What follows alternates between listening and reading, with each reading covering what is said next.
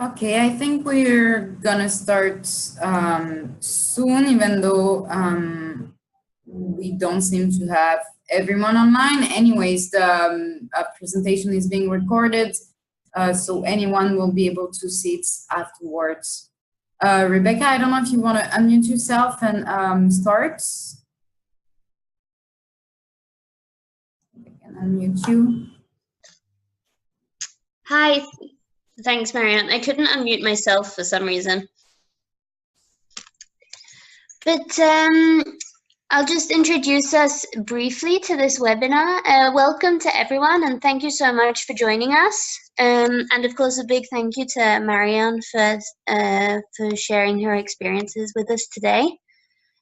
Just for those of you who aren't familiar with the Water Youth Network, just briefly, we're a network that functions basically as a meeting ground for young professionals and students who are passionate and interested in water-related topics. Our goal is to encourage and enable the connection of young individuals and organizations within and beyond the water sector. Within the community, we value innovation, inclusion, and we're very much focused on being a collaborative and a community which encourages for learning. So Marion and I form part of the Water Sanitation and Hygiene and Technologies Working Group. There are several other working groups within the Water Youth Network, which you can learn more about on our website.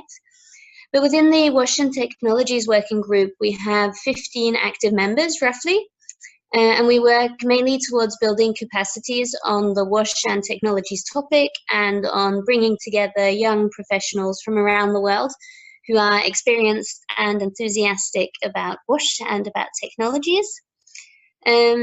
We're currently focusing on sharing experiences and knowledge through online events such as this webinar. And this webinar is a series of many, so stay tuned for more webinars from the WASH group coming up. And I'm very pleased to welcome you to this first WASH webinar. As mentioned, we're very lucky that Marion has agreed to tell us a bit more about her experiences working with household water treatment and safe storage in Honduras and Haiti. So she currently works as the country manager for Pure Water for the World in Haiti. And we're also very lucky to have her as our co-coordinator for the WASH group. So as Marion mentioned briefly, for those of you who are already here, she'll send the slides to everyone. The webinar is also being recorded, so if you want to encourage friends or colleagues to learn more about it, then they can listen to the recording later. And when we send you more information, or when we send you the slides, we'll also send you more information on becoming a member of the Water Youth Network. So if you're interested, you can email me or Marion or follow the information that we send you later. So yeah, without further ado, I wish everyone a great webinar experience. And if there are any questions, I suggest that we post them in the group chat. And then Marion can answer them at the end if there are any questions. So great. Over to you, Marion. We look forward to hearing from you.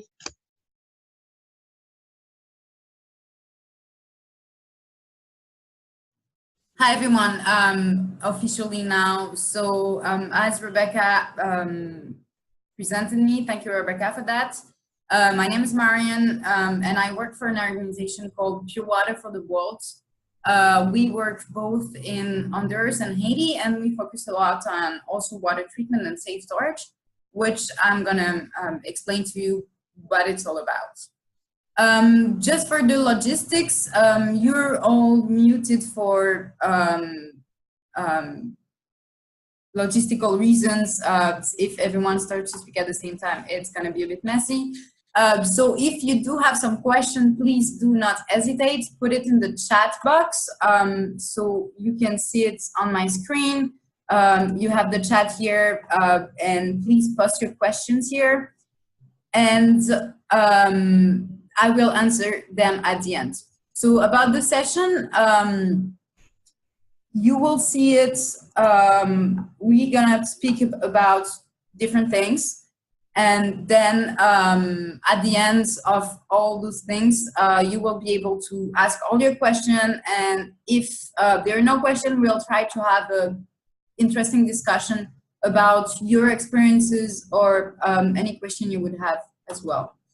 So basically, the session is approximately gonna last 45 minutes of me speaking, half an hour maybe, depending on the speed of my speech. And at the end, we'll have plenty of time to ask questions and have an interesting discussion. So about the plan of what I'm going to speak about, I'm going to speak about the implementation context of also water treatments and safe storage. This is the acronym, also water treatments and safe storage.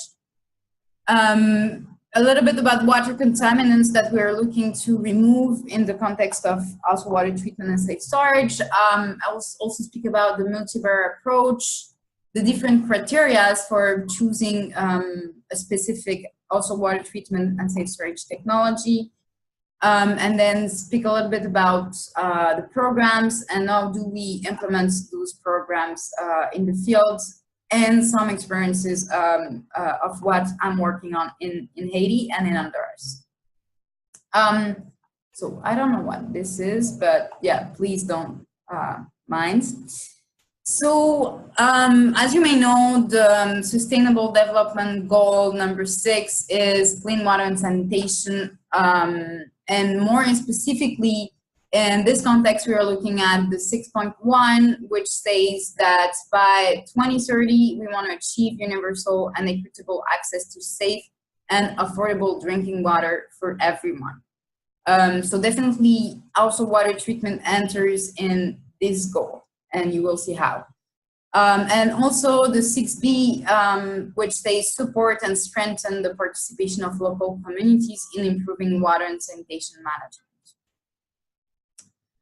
So what is also water treatments, you may say? So basically, those are the things you can do at home to make your water drinkable. So we're not speaking about the treatment that can be done at the level of a hand pump, at the level of a water system. We're really speaking about something that you can do at home. Even for several homes, it doesn't enter in also water treatment. This is basically something you have inside your house to treat your water.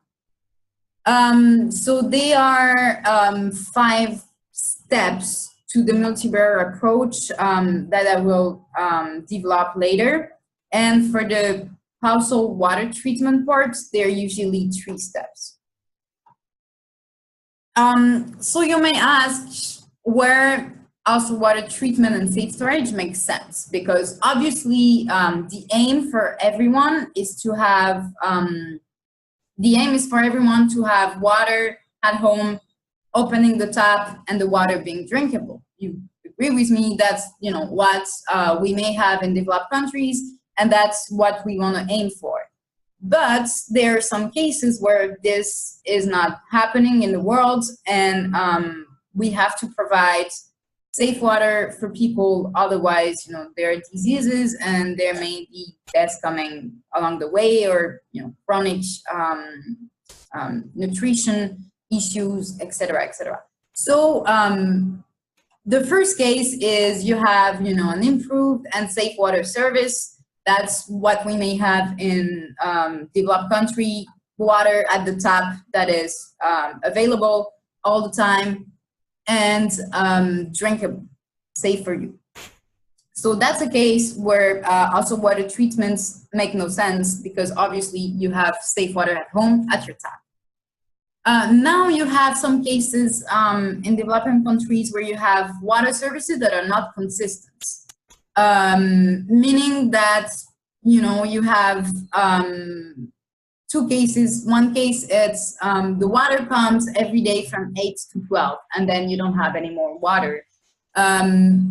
So that's one case, it's not consistent. And then the second case is that the water company or the provider of the service does not provide safe water all the time, meaning that they will treat it some days and then some other days they don't treat it, etc. So you don't have all the time safe water to tap. So those are cases where you have also water treatment and safe storage that makes sense.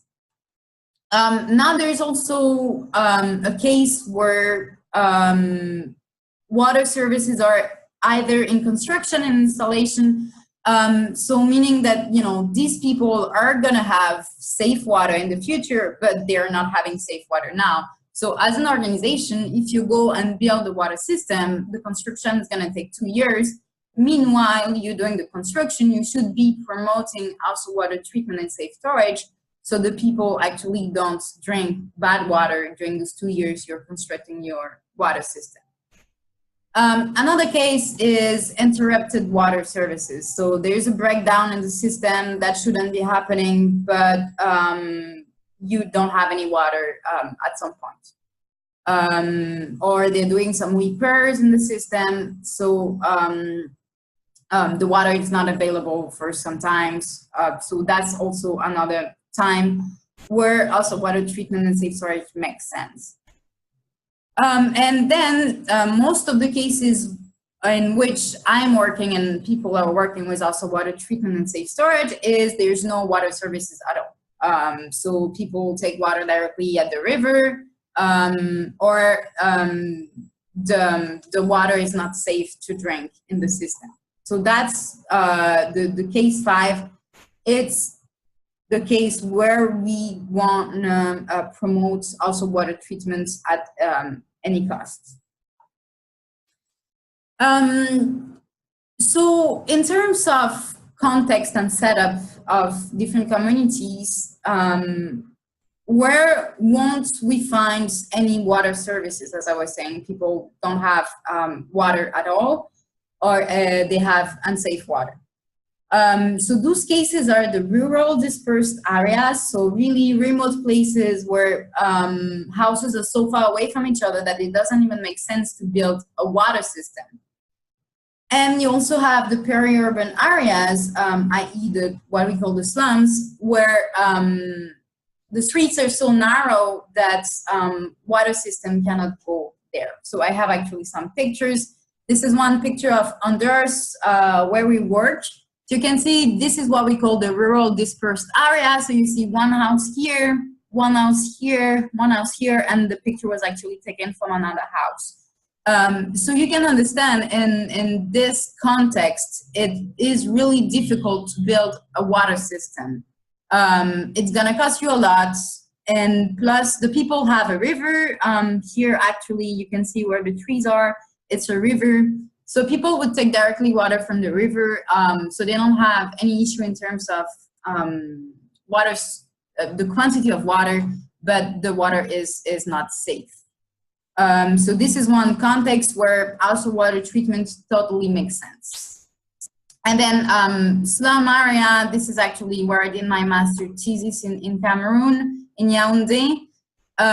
So as you may see, very slum context, and actually there you cannot see the pathway, but they're very narrow. They're very narrow. Those areas often get flooded, and basically this is a context where even the water companies, they don't want to come because people aren't actually paying their water bills.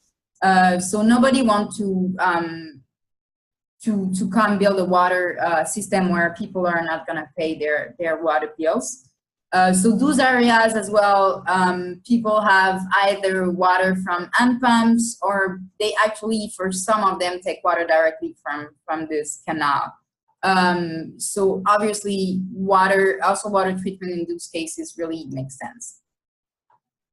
Now I'm gonna speak a little bit about the water contaminants and what we are looking for in the also water treatments. So there's a microbiological aspect, so the microorganisms that are in the water. I am speaking about viruses, bacteria, protozoa, and elements. I'm going to develop them later a little bit. You also have the chemical aspect, so the heavy metals, arsenic, nitrogen, salts, that is basically either natural for some of them, but mostly in the current context of the world, human-made most of the time. You also have radiological contaminants. This is basically radioactive substances from natural or human sources. It's usually a very small risk, and we don't consider this in the household water treatment aspect.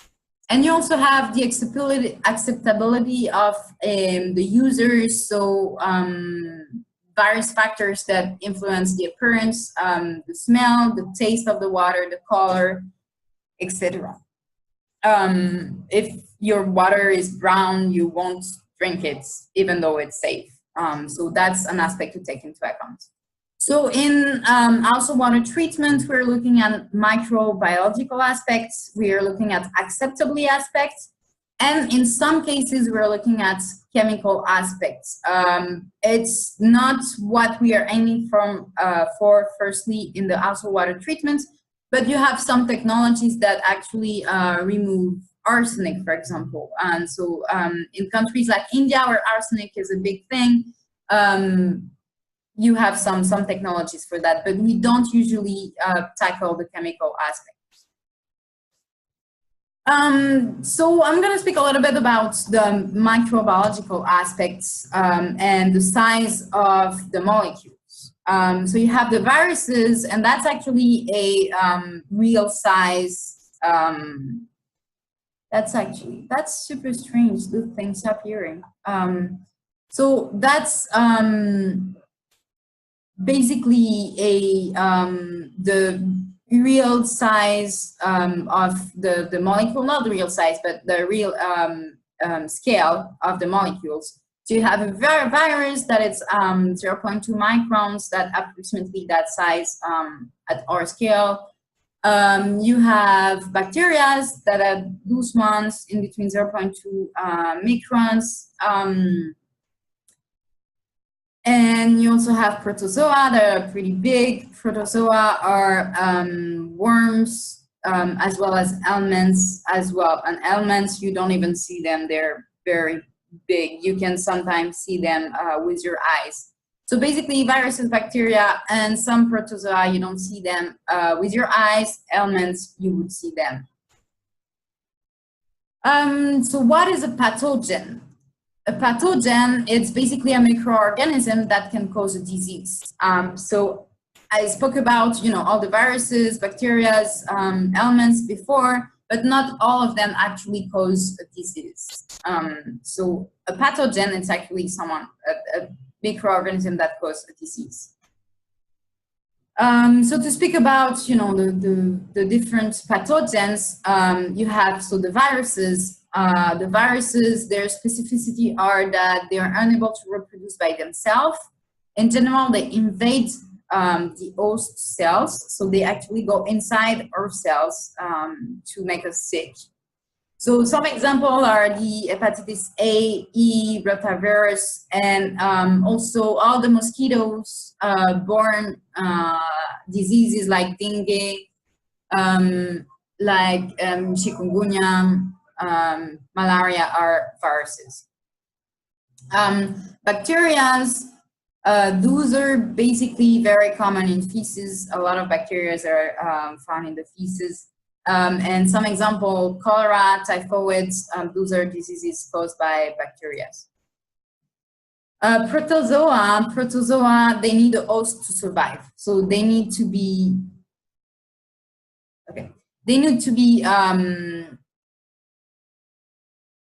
inside a host to survive. They need to be inside you. Some can form cysts, and some example are Cryptosporidium and Giardia. Oh, I actually made a mistake about malaria. Malaria, it's actually a protozoa that makes you sick. Okay. Elements, as I said, those are the big thing that you can actually see. They're generally found in feces, and in the water you can have the eggs of those elements, and those you won't see them, and you can drink them and having those nasty things inside of you after. So, you know, worm, hookworm, guinea worm, those are kind of worms that are in the elements section. So I'm going to speak about what we call waterborne diseases, and that's what we are tackling with also water treatments. So waterborne diseases are the diseases related to water when you ingest the water. So when you drink the water and you have those pathogens inside, then, you know, the kind of pathogens that you would have are E. coli, hepatitis, Cryptosporidium, Guinea worm, and you would actually tackle this by treat the drinking water, practice food hygiene, and use safe sanitation. You have other related, water-related diseases that you might not tackle with also water treatments. What we call the water wash diseases. So that's when the water is in contact with your skin and has pathogen, then can basically harm you. Then you have what we call water-based. Those are also contacts, but if you treat your water before, you know, washing yourself, you would tackle that. And then you have all the water insect vectors. So that's an insect bite. So that's all the, you know, mosquitoes, bites. You also have some other kind of insect that can bite you and make you sick. So in those cases, we recommend to avoid stagnant water. So I spoke a little bit about the acceptability aspects of the water. So that basically affects how consumers feel about the drinking water. As I told you, if your water is brown, you won't want to drink it. That's normal. So this is an example about the turbidity. So the turbidity is basically the contents that will affect the color. So you see this is a high turbidity, you see your water is black, you don't want to drink it. Even though it may be safe, you don't want to drink it. And you would more see a water like this super clear, that's what you want to drink. So the color can be influenced by different causes. So when you have organic material, you will have a brownish yellow color. When you have silt and clay, you have a red-brown color. Iron would give you a reddish water. Manganese would give you a black water. Algae would make it green. And in some cases of bacteria, you would also have a black color, which is not nice to drink. So also the taste and the smell can affect the way people see their water. When you have some algae or some bacteria, you have unpleasant taste and smell. Sulfates make your water taste and smell like rotten egg. So that's not what you want to drink. Iron give it a strange taste. The mineral concentration also affect the taste. Some people can say the water feels heavy if you have too many minerals. That water feels empty if you don't have any minerals. So that really depends on the context. And also, you can hear a lot that people don't like the taste of chlorine. That's a big thing everywhere around the world. Nobody wants to taste chlorine in their water. So yeah, let me speak a little bit about the multi-barrier approach. So sometimes when I speak about also water treatments, everybody starts to think about a filter, and they say, you know, oh, this filter is perfect, it removes everything, blah, blah, blah. There's no perfect technology. There's no technology that's gonna remove everything. So in developed countries, when we have big water treatment that treat the water for an entire water system, we always have 3 different steps. And that's, you know, from long time ago, and that's always have been like that. It's first step, sedimentation. Second step, filtration. Third step, disinfection. So that's, you know, usual water treatments. In any case, it's those 3 steps. And here I shared a little graph that will show you how you remove the pathogen with those 3 steps. So the sedimentation will remove 50% of your pathogen. The filtration removes 90%, and then when you go with disinfection, you remove 100%. But if you just do disinfection, that doesn't work. It's going to be approximately 20%, for example.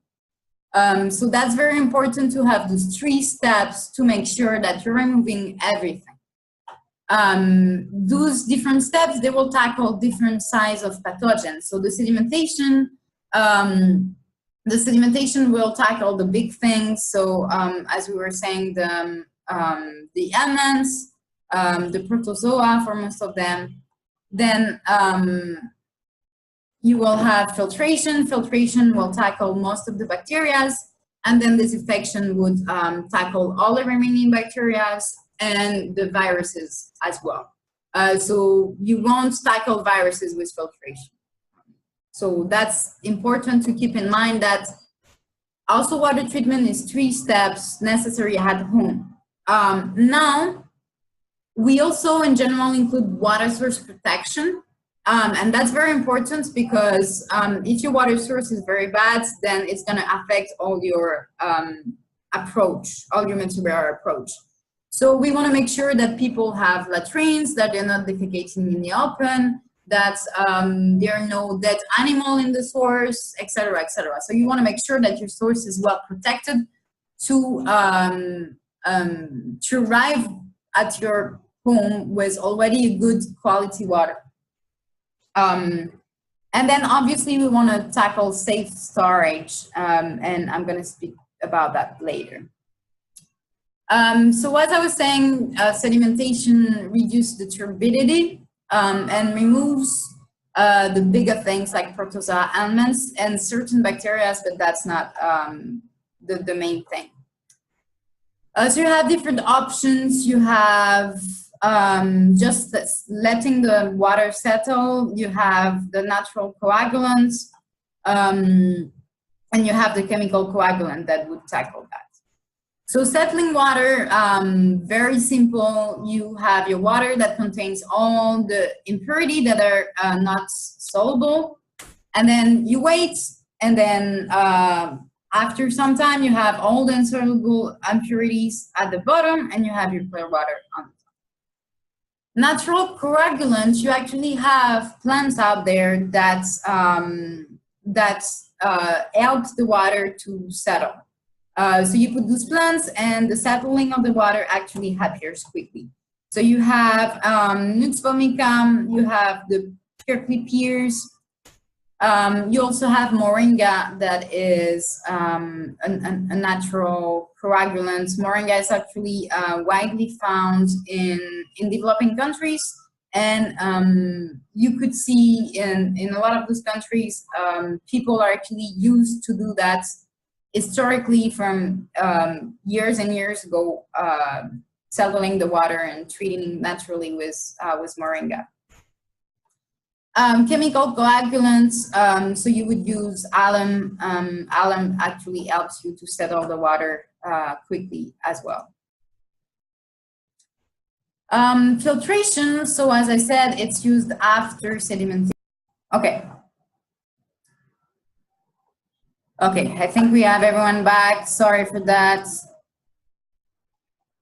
Okay, so I was speaking about filtration.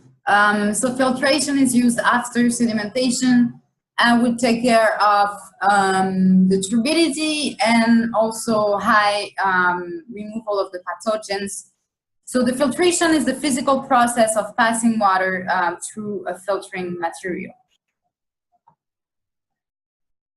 Different options that you have here, you have filtration with a cloth, biosun filters, ceramic pot filters, candle filter, membrane filters, or coil filter that I will develop. So filtration with a piece of cloth is actually being used, you know, historically in various communities around the world. So this is an example in India where they use a sari cloth to filter the water. And this is a picture actually of a new sari cloth. So you see all the holes in there, and then the whole sari cloth that has been used for filtration. So you see all the dirty pieces that were in the water actually trapped in the clothes. Biosun filter, so I will develop this a bit more later because it's actually the technology that we are using in Honduras and Haiti. But basically it's a filter that can be made out of concrete or plastic. And then there is a big layer of very fine sands, and that actually all the filter material. So the ceramic pot filter, so it's made out of ceramic that has very small hole inside, so you don't actually see it, but the ceramic pot has very, very small holes, and passing the water through this filter actually helps you filtering the water. The ceramic candle filter, it's actually the same technology as the ceramic filter, but it's just made in a candle form. So you have, you know, different candles here. The candle is put in a plastic bucket, and the water has actually to pass through the candle to go in the second bucket. Membrane filtration, so this is actually very, very small holes. Very small holes, so everything can pass through the water can pass through the hole. Pathogens that are too big cannot pass through them. So it's used everywhere, and it's actually widely used in emergency situations around the world. And you also have filter. So this basically is an example of a double bucket system, a gift of water. They use with coil that is basically 1 meter that filtrates to a micron, and then on the bottom bucket you have activated charcoal filter out the remaining substance after the filter. And the last step of the multi-barrier approach is the disinfection. So disinfection, I actually put a picture of chlorine because that's the most famous one, but not only. So the disinfection kills the remaining pathogens after filtration. You should not have a lot of them left, but that kills the remaining pathogen. And chlorination only or disinfection only will not reduce the turbidity. So basically, you know, there are a lot of people around the world saying, you know, your water is dirty, just put chlorine inside. That's not true. If your water is brown, you will not treat it at all with chlorine or any disinfection method actually. So this disinfection method also gives you residual disinfectants, so you're able to store the water for more than 24 hours after filtration. Okay, so different options. You can boil the water, you can put chlorine. There's also the colloidal silver that is a disinfectant. And you can use different ways to use the sun to disinfect the water. So you have the SODIS, solar disinfection, solar pasteurization, or solar distillation. So the chlorine is actually one of the disinfectants that protects you against recontamination. So you will have residual chlorine in your water that will prevent any recontamination when storing the water. It's affected by the turbidity, the organic matter, ammonia, temperature, pH. So it's actually chlorine. It's very difficult to chlorine in the water if you're not really trained about the chlorination. if you have high turbidity, as I said before, you need to do sedimentation and filtration first, otherwise chlorine is gonna be useless. And also, you know, some, actually most of the protozoa and elements are resistant to chlorine, so all the nasty worms that you would have in your water are not killed by the chlorine, so you should actually really filtrate your water before chlorinating it.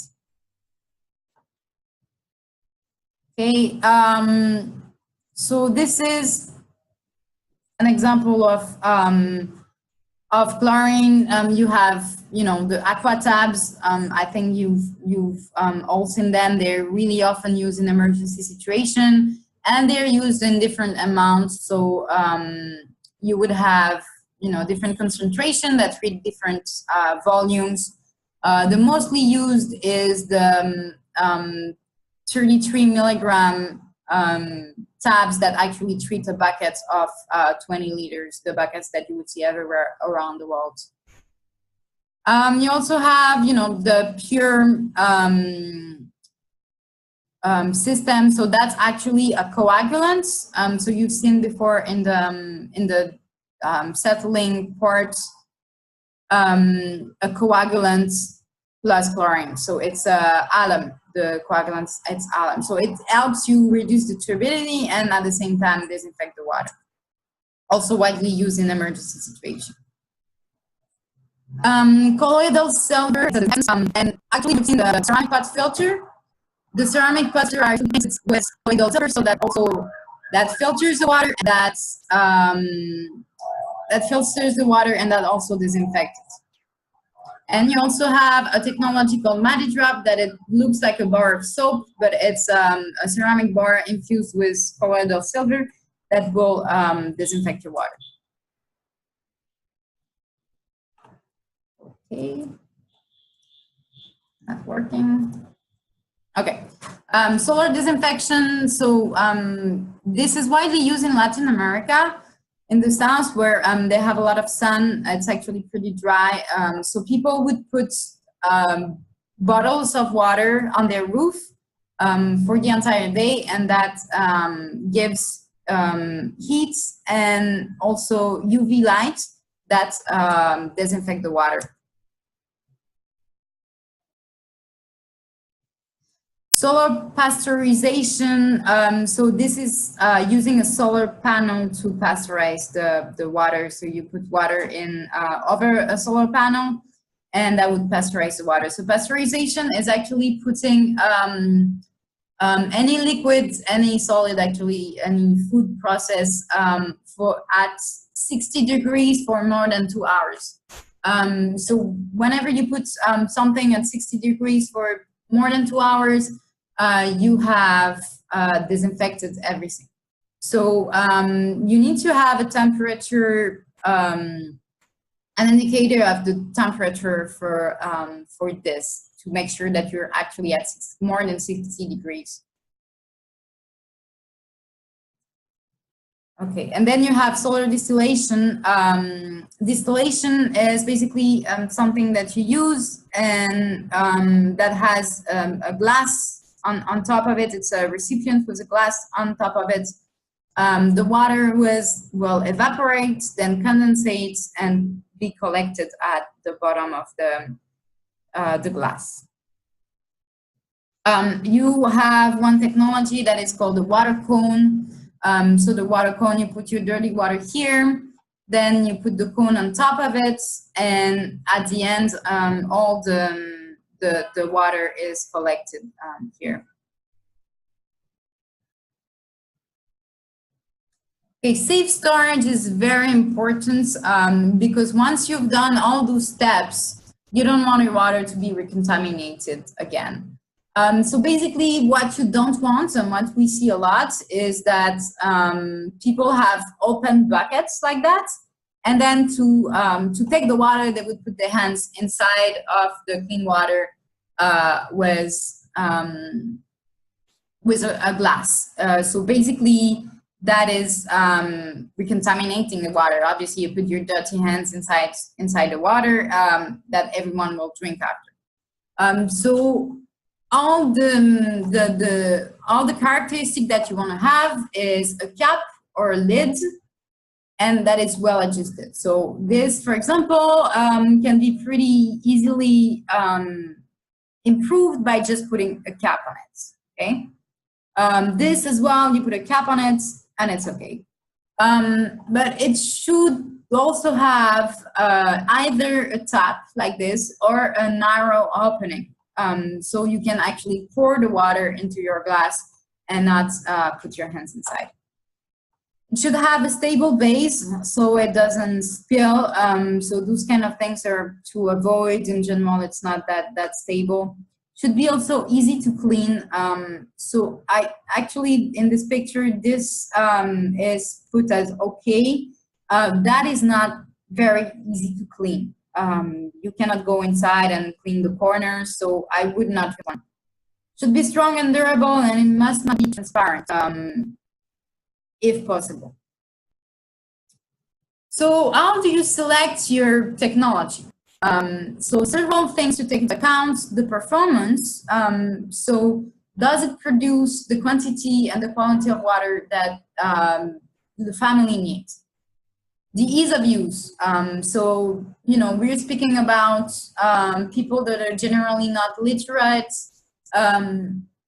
living in remote areas. So it should be very easy to use and not requiring a lot in terms of operation and maintenance. Feasible. So is it, you know, in the region where you're working, is the system practical and available? Is it feasible? The acceptability, so that's a point to take into account in your program, is that in some regions, you know, one technology might not be accepted by the community. They might not like it at all. The taste that it gives might not be pleasant for them due to cultural aspects, so you have to take that into account as well. So there's no single best way to select your household treatments and safe storage options. So I will suggest a process to select that. So you have to understand your goal, the available options in the area, and you also have to understand your users, who they are, etc. So to select, you have to define criteria yourself, what is more important than the others. And you have to see all the available options, and I will develop that after actually. And then actually you have to test whatever you select, final decision. So understand your goal. Those are the basic questions that you have to ask yourself. What are the goals of the program or the business? And what are the goals of the community? Then you also have to go on the local and national markets to see what is available in terms of household water treatment. And you also should check the low-tech option, like just boiling or sedimentation, in some cases where, you know, there's nothing available in the market. And then also, you know, assess the users and the context, do some also visit focus groups, observation, and water quality testing. That is. To select, I would suggest that create a list of the criteria that matter the most to the users. Some users might put the taste of the water super high. Some user might put ease of use super high. So you have to see what's more important for people. Then also, you know, try to research and ask how well the option meet your criteria, and information from the community members, cost, fact sheet. I'm going to speak about cost after. WHO, local government, businesses, NGOs in your region. So really, that's a research part from your side to actually see what's available and what are the best options for you. And then for the selection process, I'd suggest to realize something like a matrix with your score, and so if for you the rule is important, you should put it on top. If the volume of water that your technology every day or per hour is more important, stability, availability. So comparison in between different options. So just chlorine, a biosand filter plus chlorine, closer boiling filter, a pure technology that I show you. So it's flocculants and the disinfectants, and a soya filter.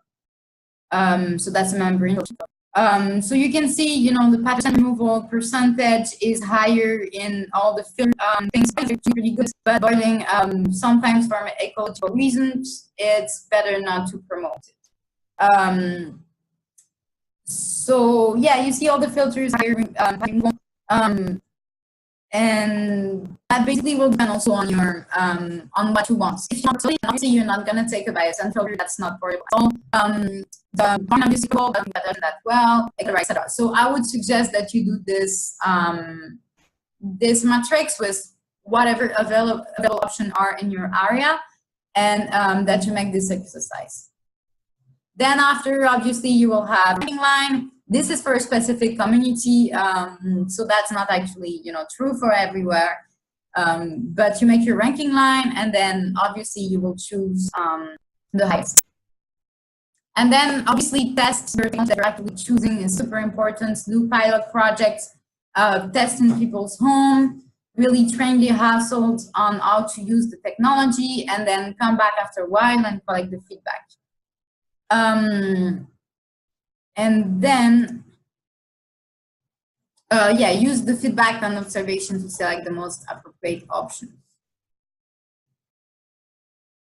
Okay, so I'm going to speak a little bit about the implementation of also water treatment technology. So you need to have what we call the 3 C's. So you need to have a correct use, a consistent use, and a continued use. And those 3 C's only will give you 100% of treated water to consume. So correct use is basically the correct method is giving a good water quality. And the user actually follow the instruction and use the technology correctly.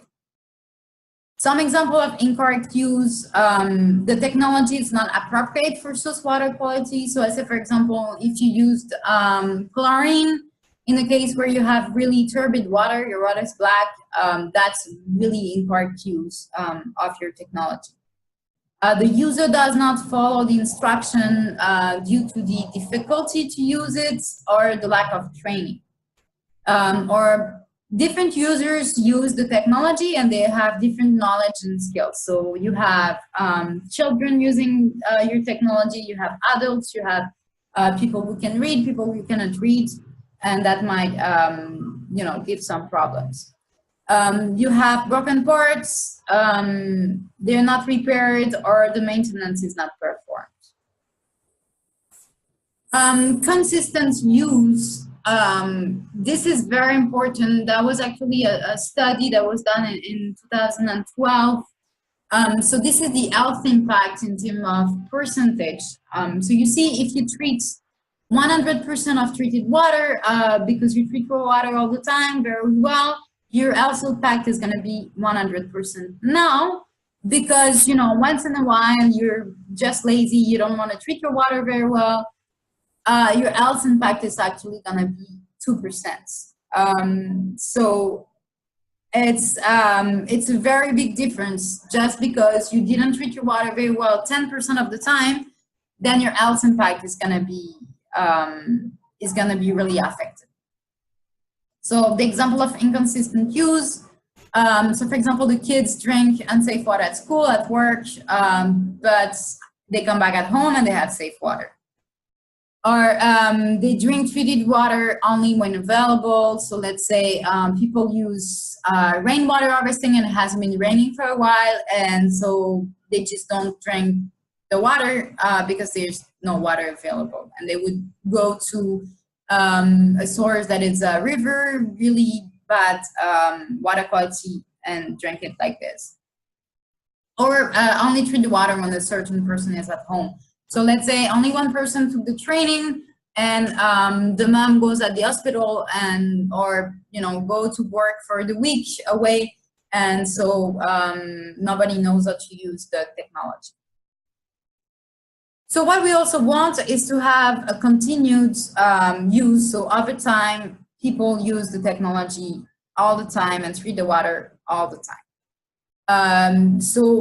Good example is the long-term use of treatments, and the household has access to safely managed water in their homes, and they never return to untreated water after. As you've seen, just drinking one time bad water can really affect your health, as if you never drank treated water. So example of discontinued use, you have a filter, it breaks, you stop using it, or you were given chlorine and then you run out of supply and you don't buy them anymore. So, or forget to use it after a while. You know, being lazy, the filter needs too much requirements. Okay, I'm just gonna forget to use it. So something that's very important to take into account is behavior change.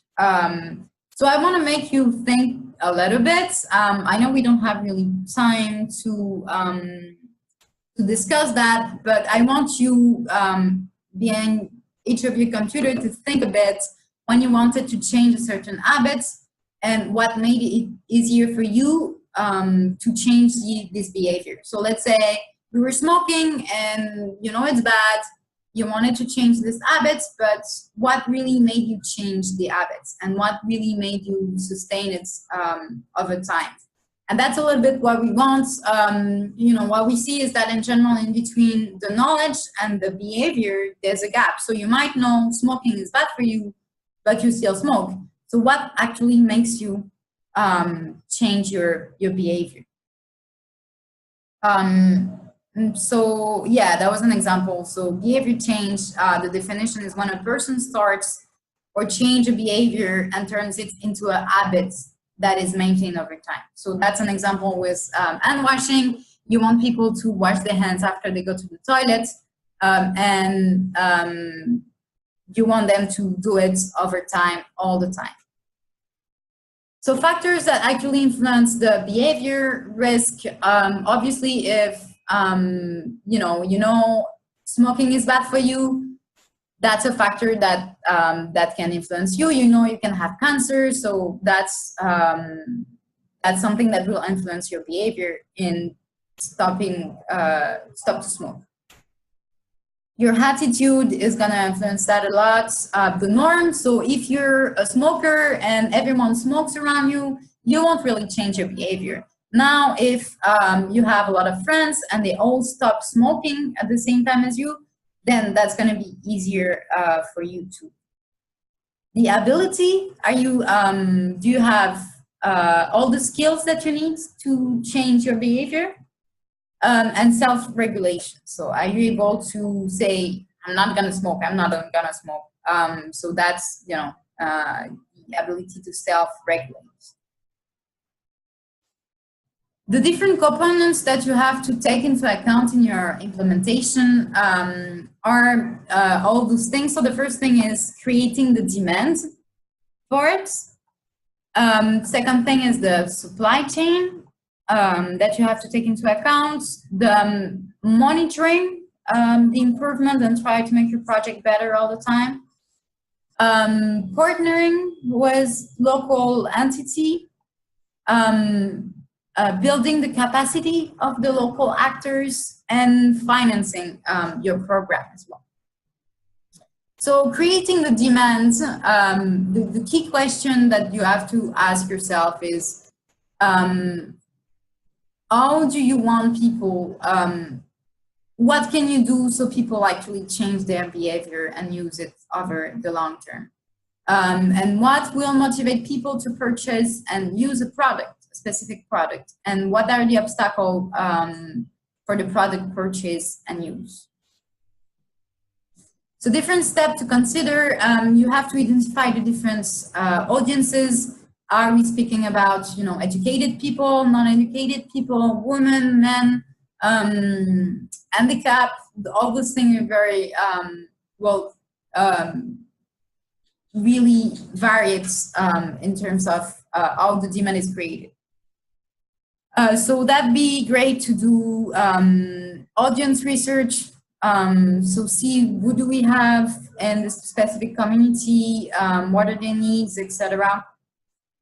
Design communication, obviously, you want to create demand, so you have to actually advertise your product, even if it's not, you know, a business product that you're not actually selling it, that still people pay a small part of the technology. You still have to do what we call social marketing. So it's marketing for a product that is mostly subsidized, but still you have to advertise it so people actually want to use it. Okay, sorry. Yeah, use some means of communication channel approaches. You have the wording, you know, people speaking about it. You can do trainings, you can do radio, you can do community-wide events. And also advocate for also water treatment at the policy level.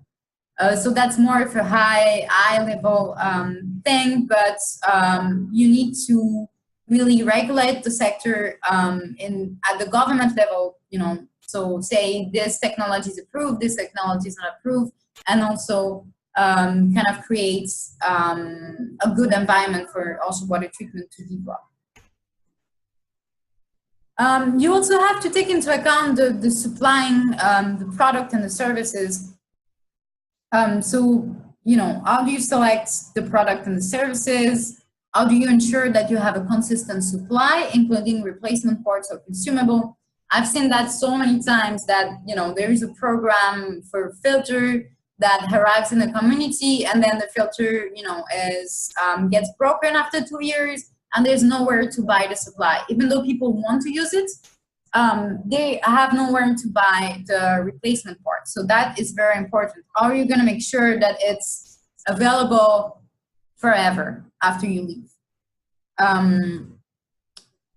So, and yes. Okay.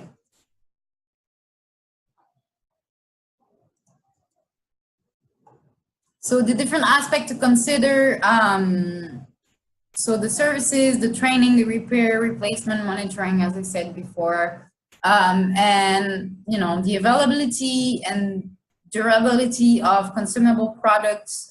If you're doing a chlorine program, or you make sure you have chlorine all the time in the community available. And how to get the goods and services to household in rural, remote areas. As I was speaking, you know, in Honduras, where we work, how do you get the service to those houses that are really far away? Monitoring, you need to make sure that you measure all the time what you're doing, and make sure that you improve all the time, and that you collect the right information. So good monitoring system should collect, organize information, should track both outputs and impacts, and should be integrated into program activities. It should also stay simple, stay with the means of your organization, and make sure that you have an allocated budget for that. There is a lot of, you know, issues with an organization that don't have any money for any money allocated for monitoring, and that should be included. So make sure you engage with everyone in the community, or do coordinating between the service providers, regulator, community leaders, government, and anyone else. You want to make sure you're engaging with everyone, every entity that you can identify in the community. So yeah, those are examples of who you can reach to. So local leaders, the community watch promoters, community health promoters, put there by the Ministry of Health in general, the school teachers, different community-based organizations, entrepreneur, business owners, local, national, international NGOs, and potential or existing donors.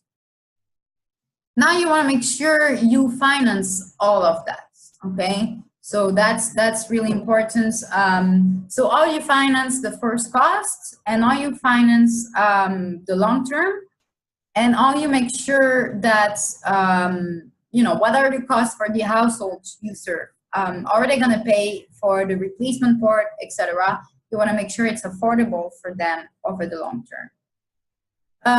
So yeah, how do you finance the startup cost, the ongoing implementation cost, and then the user cost?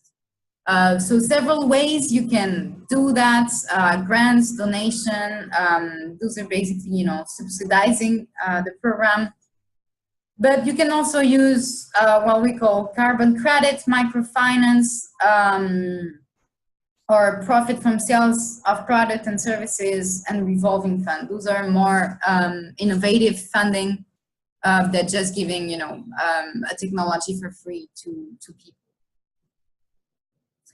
Building the capacity, that is very important, and that should be the key. You want to make sure that the knowledge and the skills to implement the project and to sustain it over time are within the community you're serving. And how you will support the development of the knowledge and the skills over time. Obviously, that's an ongoing training that you have to do.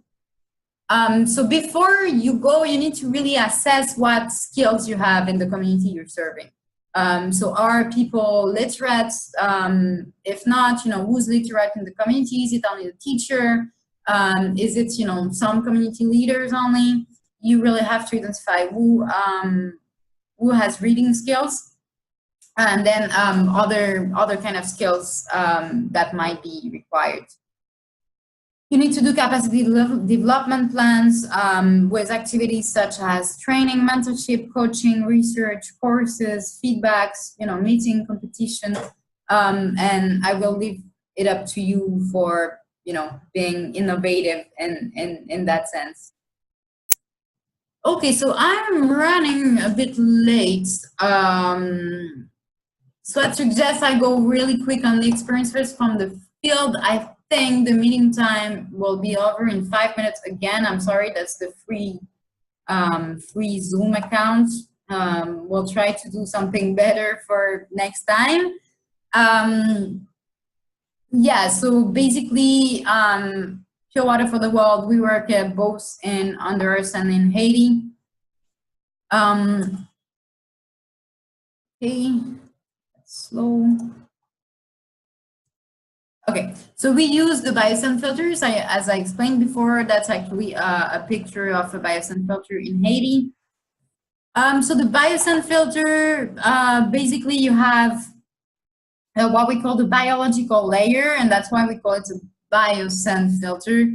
So you put your dirty water on top of the filter. It goes through a diffuser plate that makes the water flow like rain and doesn't damage the sand.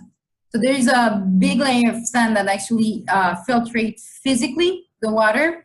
But then on top of that, you have a biological layer that is actually basically good bacteria eating bad bacteria. And I have a video to show you regarding this. It's very quick, and those are videos that we're using in our trainings. I hope it's gonna work. Okay. It's actually very slow. Now let's see.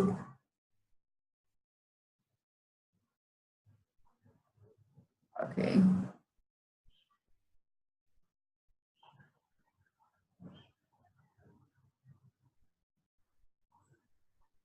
Okay, it's not working. Too slow. Okay, sorry for that.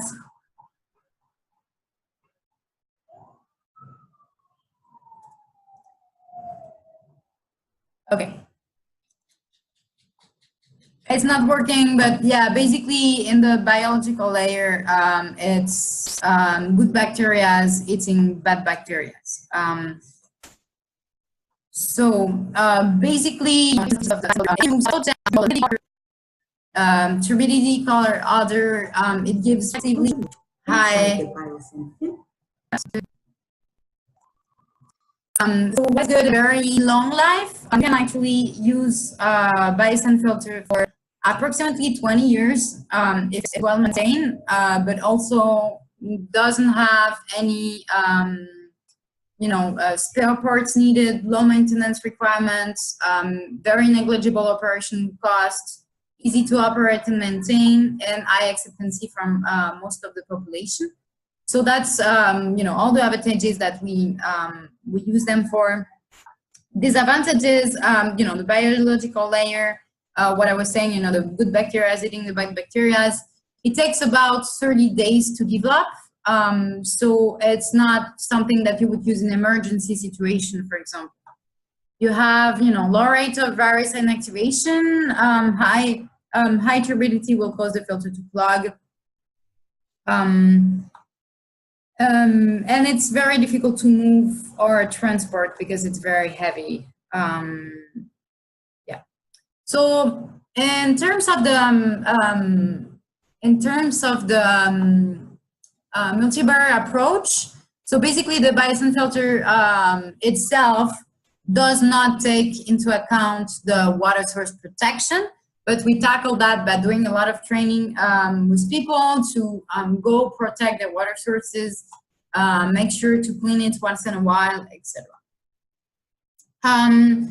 About the sedimentation, what we do is ask people to put a piece of cloth in the diffuser plate, so that would take care of the bigger particle and a part of the turbidity as well.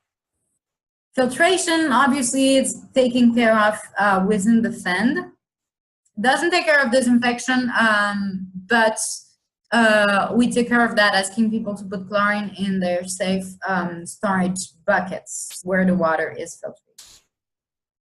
It's us very different from other organizations. Before 2012, we didn't have community agents. But we would do monitoring, and coming back to the communities, we realized that a lot of the filters were not in use because something happened, it got clogged, and then the water was not passing through, so people just stopped using it. So we developed this program of community agents. They're basically chosen amongst the community leaders, and we try to have one for each 5 families. So because they're volunteers, we want to make sure it's not too much work for them. And in case, someone leaves the community, we want to make sure we have a lot of them.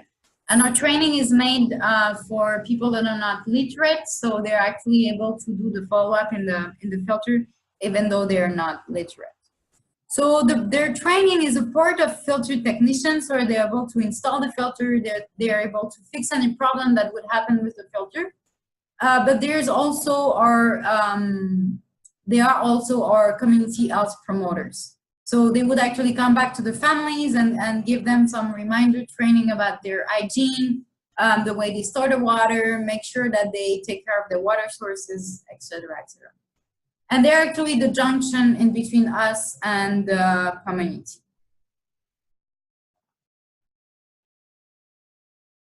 So yeah, those are some pictures about our community agents actually going to work. And they do a lot of work. Those are our promoters in Honduras, and he is the community agent. So he's the one going in the water while our promoters are being dry. So they're actually very hard workers. They're volunteers, and they're very willing to help their communities no matter what.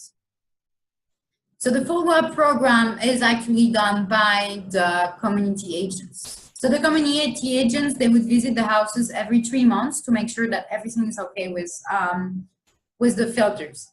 And then us, Pure Water, we meet with the community agents after 3 months, 7 months, 15 months, and 24 months. We revise their sheets where they take notes about how the filters are going, and depending on their knowledge, we assess their knowledge, we give some reminder trainings, and every year we do a big learning exchange amongst all the community agents. So we bring all of them together, and they exchange their experiences, what has been difficult for them, and what is needed again in their community. So those are some picture of the learning exchange that we're realizing. So as you can see, big room, a lot of people here every year coming to do the learning exchange. So that was actually some of our last learning exchange. There were 150 community agents present, and we made a big study. And some of the answers, what changes did you observe in your community after the program? So actually the answers were, better health, better hygiene habits, improvement, but they were not specific. And also some people said they were better organization within the community. With the fact that we create this community agent group, and the community agent, they have a coordinator of community agents, and they're actually meeting a lot, and the community is actually better organized due to that. So not the kind of outcome we want, but we expected. Sorry, not the kind of outcome we expected, but that's something to outline as well. So as well, we have a monitoring program. So we do monitoring after 3 months, 7 months, 15 months, and 24 months, the same period we are going to visit the community agents. With that, we do 15% random sampling on all the filters. And we also visit the filters that have been identified with the problem by the community agents. And we realize water quality testing to make sure that all the filters are working properly. So those are some of our goals. I don't want to go into details, but basically, we want to have, after 24 months, we want to have 90% of the filters used. We want to have 100% of the homes that use a safe storage container. We want 80% good water quality results. And we also want to make sure that we have at least 50% of community agents women. We want to make sure to involve them. And strangely, this is an issue in Honduras. In Honduras, we have a problem reaching the 50% of community agents being women. In Haiti, it's not an issue. We actually have 90% of our community agents that are women. So very different setting in two different countries.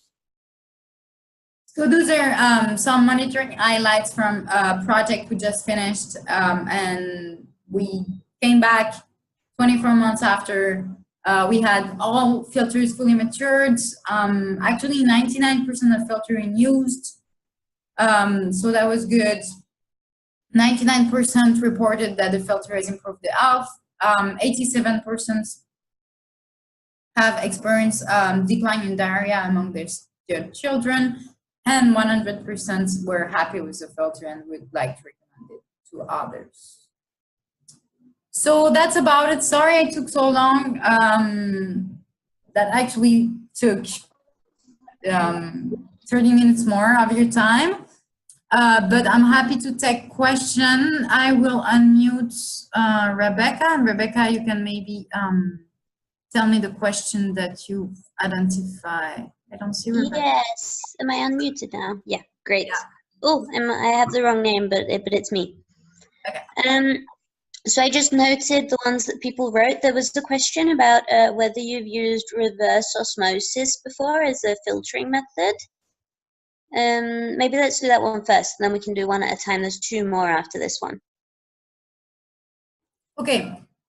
Yeah, reverse osmosis is actually not a solution that you can use for household water treatments. Reverse osmosis is really highly intense in terms of energy consumption. So you actually need really good electricity, and in the places where we work, most of the time people don't have electricity. Okay. I can't remember who posed the question, but if there's the person who posed wants to ask a follow-up question, then please do feel free. Okay, moving on then. The next one, I think you answered, because the question is, how long do you follow up in the area or household after implementation of the technology? But you answered that.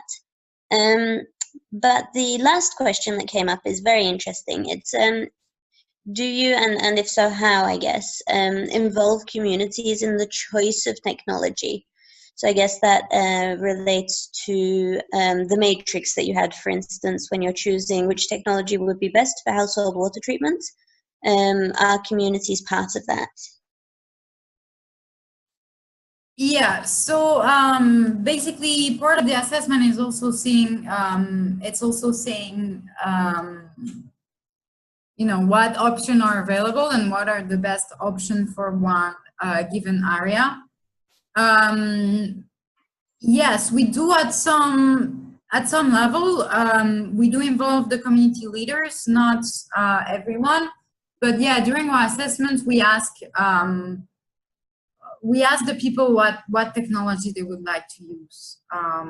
We have a lot of people that actually don't like chlorine, really don't want to use chlorine. The taste is really something that they don't want to have. So definitely that's something. There's also a gap in the knowledge. People would tend to go towards what they know.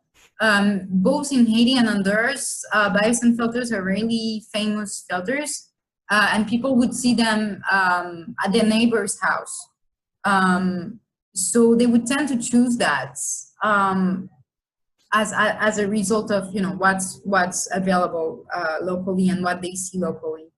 Also, what we've seen is that the biosand filters are liked because they produce a lot of water quickly. You can filter a bucket of 20 liters in approximately 1 hour, compared to ceramic filter that will filter the same buckets in approximately 3 or 4 hours. So people like that, and also the fact that it's made out of concrete, it actually gives water. And actually give cold water. So for people who don't have electricity, that's actually pretty good in hot countries. So yeah, we do involve them, but as I say, it's kind of biased because people tend to go towards what they know, and also what's available. There's not many options in both countries I work with. There's not many options available. Mm-hmm. Excellent. There's another question that came in now from Maria, who's asking, do you see household water treatment as a first step, as a transition for a community level treatment? Or is it usually the only option available? Yeah, so as I was saying at the beginning of my presentation, if a community-wide system is something that can be done, then you should definitely do that. Then you should definitely do that. Because, you know, what you want basically, it's the aim is for everyone to have water. So I don't know. Yeah. So yeah, basically what you want and what's your overall goal is for everyone to have water available at the tap, you know, and drinkable. But that's not what's happening everywhere in the world. And also, you should see the finance aspects. So obviously, you know, if it's a small village where the houses are pretty close together, yes, obviously it's gonna be more economic in the future to have a community-wide system. But then, as I spoke, you know, about the rural dispersed area, for example, in Honduras, where we work, the houses are so far away from each other. Sometimes you have to hike 2 hours from one house to another. So in those cases, it would be actually very expensive to build a community-wide system. So there are cases where actually if they're not other houses that are built around, that's going to be that's going to be problematic. So I don't know if I answered your question, but yeah, I think depend the case really. I'd say you'll have to see at the economic factor.